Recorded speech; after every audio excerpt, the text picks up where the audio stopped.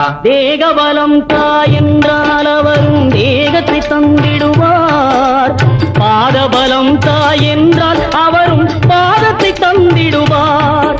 நல்ல பாதையை காட்டிடுவார். சுவாமியே ஐயப்போ ஐயப்போ சுவாமியே.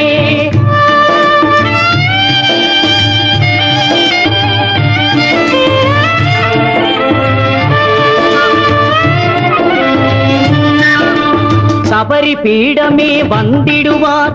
சபரி அன்னையை பணிந்திடுவார். கரங்குத்தியாலில் கன்னிமார்களும் கரத்தினை போட்டு வணங்கிடுவார். சபரிமலையினரை நெருங்கிடுவார். 18 படி மீது ஏறிடுவார். கதி என்று அவனை சரணடைவார்.